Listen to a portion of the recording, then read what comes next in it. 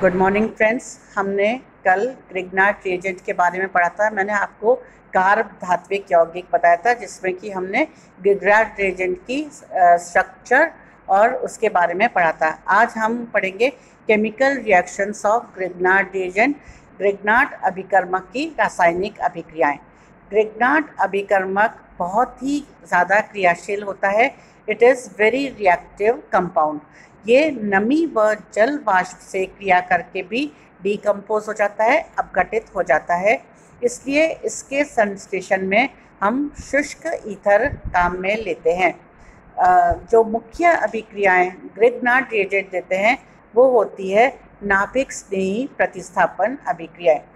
Grignard reagent के carbon magnesium बंध के बीच अधिक ध्रुवता का कारण है दोनों के बीच विद्युत ऋणता में अधिक अंतर होना, जैसा कि मैंने आपको चित्र में दिखाया है। कार्बन परमाणु पर अधिक इलेक्ट्रॉन घनत्व होने के कारण ग्रिग्नार्ड रिएजेंट में एल्किल समूह कार्बेन आयन या नाभिक स्नेही की भांति व्यवहार करता है, अर्थात ये किसी भी इलेक्ट्रॉन न्यून केंद्र पर आक्रमण कर सकता है। तथा यही कारण है कि ग्रिग्नार्ड अभिकर्मक आसानी से नाभिक स्नेही प्रतिस्थापन रिएक्शन तथा नाभिक स्नेही योगात्मक अभिक्रियाएं दे सकते हैं।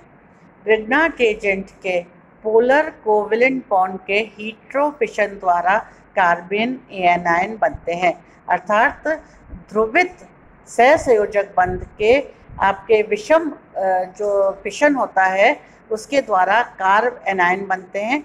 अतः ये सक्रिय हाइड्रोजन परमाणु युक्त अथवा हेलोजन परमाणु युक्त यौगिकों के साथ क्रिया करके नाभिक स्नेही प्रतिस्थापन अभिक्रियाएं देते हैं। अब उदाहरण के लिए हम लेंगे ग्रिग्नार्ड रिएजेंट जो है सक्रिय हाइड्रोजन परमाणु यौगिकों के साथ क्रिया करके एल्केन देते हैं। फॉर एग्जाम्पल, यदि हम एथिल मैग्नीशियम ब्रोमाइड की जल के साथ क्रिया कराते हैं, अब जल में भी जो हाइड्रोजन परमाणु है वो सक्रिय परमाणु होता है, तो इनकी परस्पर क्रिया से हमें इथेन प्राप्त होते हैं। आप चित्र में रिएक्शन देखिए। रिएक्शन भी, अगर हम मेथिल मैग्नीशियम ब्रोमाइड की एल्कोहल से क्रिया कराते हैं, एल्कोहल में भी हाइड्रोजन वो जो है वो सक्रिय हाइड्रोजन परमाणु है, ये परस्पर क्रिया करके मीथेन देते हैं। तीसरी रिएक्शन देखिए, reaction C, ethyl magnesium bromide ammonia के साथ क्रिया करते हैं, अमोनिया में भी हाइड्रोजन जो है वो सक्रिय हाइड्रोजन परमाणु है, तो ये आपको इथेन देंगे। इसी प्रकार एथिल मैग्नीशियम आयोडाइड जो है वो भी अमोनिया के साथ क्रिया करके, अमीन के साथ क्रिया करके आपको इथेन देते हैं। यदि हम मेथिल मैग्नीशियम ब्रोमाइड की एसिटिलीन के साथ क्रिया कराते हैं, एसिटिलीन अणु में भी आप देखेंगे कि हाइड्रोजन परमाणु जो है वो सक्रिय हाइड्रोजन की भांति कार्य करता है, तो ये मेथिल मैग्नीशियम ब्रोमाइड के साथ क्रिया करके मीथेन देता है। ग्रिग्नार्ड अभिकर्मक एल्काइन के साथ अभिक्रिया करते हैं, परंतु एल्कीन के साथ नहीं करते, क्योंकि एल्कीन्स में जो हाइड्रोजन परमाणु होता है वो सक्रिय हाइड्रोजन नहीं होता। यदि मेथिल मैग्नीशियम हैलाइड का प्रयोग किया जाए तो मात्रात्मक रूप से मीथेन प्राप्त होता है। अतः इस अभिक्रिया का उपयोग कार्बनिक यौगिकों में उपस्थित हाइड्रोक्सी अमीनो एसएच जैसे एक्टिव हाइड्रोजन के एस्टिमेशन में या उसके निर्धारण करने में किया जाता है। इस विधि को हम ज़ेरेविजिनॉव विधि भी कहते हैं। ये इम्पोर्टेंट पॉइंट है, आप नोट करें।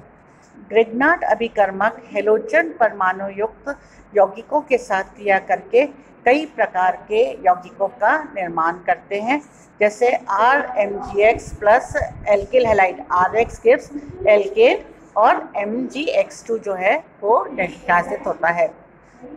नेक्स्ट रिएक्शन देखिए आप, इसी का हम एग्जाम्पल लेंगे। अगर हम एथिल मैग्नीशियम ब्रोमाइड की एथिल ब्रोमाइड के साथ क्रिया करते हैं तो हमें N-ब्यूटेन प्राप्त होता है। दूसरा, अगर हम एल्किडल हैलाइड्स को क्रिया करेंगे, एल्किडल हैलाइड्स के साथ क्रिया करेंगे, एग्जाम्पल आपको मैं बता रही हूँ, एथिल मैग्नीशियम ब्रोमाइड की एलिल ब्रोमाइड के साथ क्रिया करेंगे तो हमें आप रिएक्शन देखिए, बी रिएक्शन 1 पेंटीन प्राप्त होता है। सी रिएक्शन देखिए, रिएक्शन विद एल्किनाइल हैलाइड्स।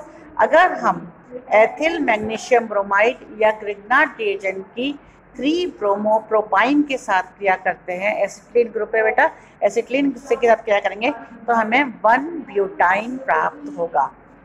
इसी प्रकार व्हेन एल्कलाइल magnesium halide reacts with alkyl halide it also gives alkyne. यदि हम प्रोपोनाइल मैग्नीशियम आयोडाइड, यानी अब आप देखेंगे इसमें भी 3 बंद है और आपका मेथिल आयोडाइड से हम क्रिया करा रहे हैं तो आपको 2 ब्यूटाइन प्राप्त होते हैं। ग्रिग्नार्ड अभिकर्मक मोनोहेलो ईथर के साथ क्रिया करके ईथर देते हैं। एथिल मैग्नीशियम ब्रोमाइड की हम मोनोक्लोरोमेथिल एथिल ईथर के साथ क्रिया करेंगे। रिएक्शन देखो बेटा आप, एन ब्यूटिल मेथिल ईथर प्राप्त होते हैं। अब देख रहे हैं हम इतनी सारी संश्लेषण अभिक्रियाएं कर रहे हैं तो ग्रिग्नार्ड रिएजेंट जो है बहुत ही इम्पॉर्टेंट कार्ब धात्विक यौगिक है। ई रिएक्शन नाम पे आप ध्यान दीजिए, ग्रिग्नार्ड अभिकर्मक के जब हम हैलोजन एसिड के साथ अभिक्रिया करवाते हैं तो ये हमें कार्बोनिल समूह देते हैं, यानी कि कीटोन्स बनते हैं। एग्जाम्पल मैंने आपको बताया है, एथिल मैग्नीशियम ब्रोमाइड की एसिटिल क्लोराइड के साथ क्रिया करने पर एथिल मैथिल कीटोन प्राप्त होते हैं। एक इम्पॉर्टेंट रिएक्शन मैं आपको बता रही हूँ, इसको नोट कर लीजिएगा। एफ रिएक्शन जो है वो इम्पॉर्टेंट रिएक्शन है कि Grignard reagent reacts with inorganic halides to give some organometallic compounds. अगर हम ग्रिग्नार्ड रिएजेंट की लेड क्लोराइड के साथ क्रिया करते हैं तो टेट्रा एथिल लेड बनते हैं। ये इम्पॉर्टेंट रिएक्शन है और अक्सर इम्तिहान में पूछी जाती है। इसी प्रकार अगर हम ग्रिग्नार्ड रिएजेंट की SiCl4 से रिएक्शन करेंगे तो टेट्रा मैथिल सीलेन प्राप्त होते हैं। अगर हम मरकरी डाइक्लोराइड से करेंगे तो डाई एथिल मरकरी बनते हैं। और इसी प्रकार कैडमियम क्लोराइड के साथ रिएक्शन करेंगे तो हमें कैडमियम के साथ कार्ब धात्विक यौगिक प्राप्त होता है। ये सभी रिएक्शंस जो मैंने आपको बताई ये बहुत ही इम्पॉर्टेंट रिएक्शंस हैं। ग्रिग्नार्ड रिएजेंट कार्ब धात्विक यौगिक जो आपका ग्रिग्नार्ड अभिकर्मक है वो क्लोरोफॉर्मिक एस्टर से अभिक्रिया करके एस्टर बनाता है, यानी कि CH3MgBr कि हम एथिल क्लोरोफॉर्मेट से अभिक्रिया करेंगे तो हमें एथिल इथेनोएट प्राप्त होते हैं, यानी कि हम इसके द्वारा एस्टर भी बना सकते हैं। ग्रिग्नार्ड रिएजेंट की अगर हम साइनोक्लोराइड के साथ अभिक्रिया करें तो हमें एल्किल साइनाइड प्राप्त होते हैं।